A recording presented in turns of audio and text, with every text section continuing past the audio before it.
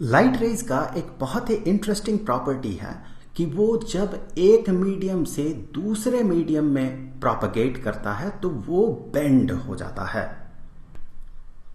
ये बेंड होना उस लाइट रे का फ्रीक्वेंसी या वेवलेंथ पे डिपेंड करता है। जिस लाइट रे का फ्रीक्वेंसी ज्यादा है या फिर कहें वेवलेंथ कम है वो ज्यादा डेविएट करता है। जैसे कि यहां पर अगर रेड लाइट और वायलेट लाइट को कंपेयर किया जाए तो वायलेट लाइट का जो फ्रीक्वेंसी है वो रेड लाइट से ज्यादा होता है तो वो ज्यादा बेंड करता है। इसी प्रॉपर्टी के कारण एक प्रिज्म के थ्रू जब व्हाइट लाइट पास होता है तो वो अलग अलग कंस्टिट्यूएंट कलर्स में स्प्लिट कर जाता है, क्योंकि व्हाइट लाइट बहुत सारे लाइट मिल के बना है। इस प्रोसेस को कहा जाता है डिस्पर्शन। कुछ ऐसा ही हमें दिखता है रेनबोज में। वैसे एक वीडियो में हमने रेनबोज कैसे बनता है इस पे काफी डिटेल्स में बात किया है। उस वीडियो को देखने के लिए आप यहां पर आई बटन में क्लिक करके उस वीडियो को देख सकते हैं। खैर चलिए आगे बढ़ते हैं। अब अगर इस स्क्रीन को गौर से देखा जाए तो हमें कुछ ऐसा पैटर्न दिखता है। यहां पर हमें अलग अलग बैंड्स दिखते हैं। यहां पर देखिए वायलेट कलर का बैंड है, यहां इंडिगो बैंड है, यहां ब्लू, यहां ग्रीन, येलो, ऑरेंज और रेड। ये फेमसली विविग्योर नाम से जाना जाता है। इन बैंड्स को कहा जाता है स्पेक्ट्रम। अगर आप इन बैंड्स को गौर से देखें तो आप ये पाएंगे कि ये कंटिन्यूअस है। कंटिन्यूअस कहने का मतलब यह है कि देखिए वायलेट बैंड इंडिगो बैंड में मर्ज कर रहा है। इंडिगो ब्लू में, ब्लू ग्रीन में, ग्रीन येलो में, येलो ऑरेंज में और ऑरेंज रेड में मर्ज कर जा रहा है। और ये कंटिन्यूअसली चेंज हो रहा। देखिए कलर यहां पर बीच में कोई गैप नहीं है। यहां पर ब्लू कब ग्रीन में कन्वर्ट हो जा रहा है ये समझ में भी नहीं आ रहा है, क्योंकि ये कंटिन्यूअसली चेंज हो रहा है। कोई यहां पर बीच में ऐसा लाइन नहीं है कि आप कह सकते हैं उसके इस पार ब्लू है और उसके इस पार ग्रीन है। ऐसा नहीं है, इसमें कंटिन्यूअस चेंज हो रहा है। इसीलिए इस स्पेक्ट्रम को कहा जाता है कंटिन्यूअस स्पेक्ट्रम। अब एक बहुत ही इंटरेस्टिंग बात कि इस व्हाइट लाइट को अगर किसी गैस से पास किया जाए या फिर किसी ट्रांसपेरेंट मटेरियल से पास किया जाए तो फिर यहां पर स्क्रीन में हमें दिखते हैं कुछ डार्क लाइंस। और इस स्पेक्ट्रम को कहा जाता है अब्जॉर्प्शन स्पेक्ट्रम। क्यों? क्योंकि इन स्पेसिफिक वेवलेंथ के लाइट को ये मटेरियल जो है वो अब्जॉर्ब कर ले रहा है, इसीलिए इसे कहा जाता है अब्जॉर्प्शन स्पेक्ट्रम। अब ये अब्जॉर्ब क्यों करता है? क्योंकि यहां पर जो भी मॉलिक्यूल्स या एटम्स है वो इस स्पेसिफिक वेवलेंथ के एनर्जी का लाइट को अब्सॉर्ब कर लेता है। हमें पता है लाइट के पार्टिकल बिहेवियर के हिसाब से लाइट पार्टिकल की तरह बिहेव करता है और एक एक पार्टिकल को कहा जाता है फोटॉन, जो कि एनर्जी के पैकेट के तौर पे होता है।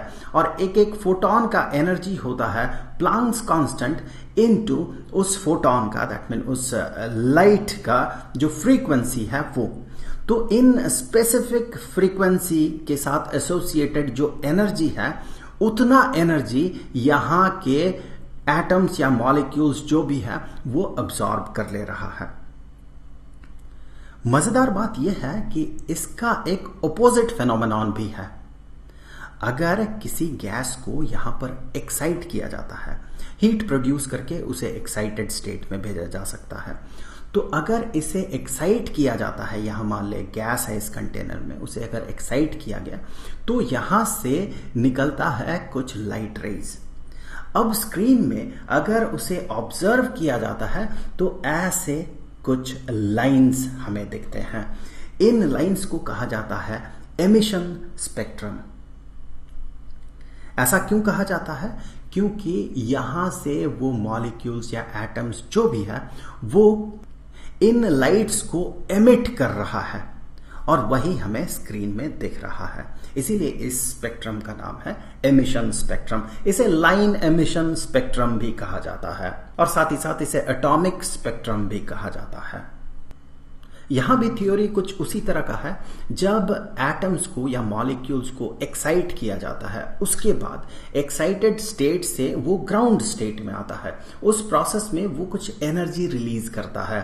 वही एनर्जी लाइट के फोटोन के तौर पे यहां से एमिटेड होता है, और उसके लिए भी इक्वेशन यही है। तो जब एक सर्टेन एनर्जी का फोटोन रिलीज होता है तो इस इक्वेशन से गाइडेड होता है उसका फ्रीक्वेंसी कितना होगा। उसका फ्रीक्वेंसी होगा energy divided by Planck's constant.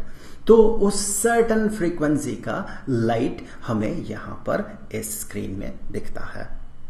किसी भी मटेरियल के लिए उसका एब्जॉर्प्शन स्पेक्ट्रम या एमिशन स्पेक्ट्रम एक खास पैटर्न में ही होता है।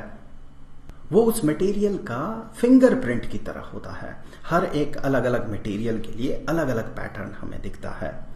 सूरज में जो हीलियम मौजूद है उसका भी पता लगाया गया था सनलाइट के एब्जॉर्प्शन स्पेक्ट्रम से ही, और इस एमिशन और एब्जॉर्प्शन स्पेक्ट्रम के साथ डील करता है फिजिक्स का एक स्पेशल ब्रांच जिसे कि स्पेक्ट्रोस्कोपी कहा जाता है। अब आगे के वीडियोस में हम ये देखेंगे कि हाइड्रोजन के अब्जॉर्प्शन और एमिशन स्पेक्ट्रम के लिए बाउमर और रिडबर्ग ने किस तरह से एक बेहतरीन मैथमेटिकल इक्वेशन दिया था, और फिर यहां से आगे हम ये देखेंगे कि नील्स बोर ने इसे किस तरह से एक्सप्लेन किया था, और फिर आगे बोर का एटॉमिक मॉडल आता है। तो आई होप कि ये छोटा सा वीडियो आपके लिए हेल्पफुल रहा होगा। अब जाते जाते मैं आपको बता दूं कि क्लास 11th के केमिस्ट्री का चैप्टर स्ट्रक्चर ऑफ एटम के सारे वीडियोस का प्लेलिस्ट का लिंक आपको डिस्क्रिप्शन में मिलेगा। आई होप कि अगले वीडियो में फिर मुलाकात होगी। तो मिलेंगे आपसे अगले वीडियो में, तब तक के लिए खुश रहें। Good bye.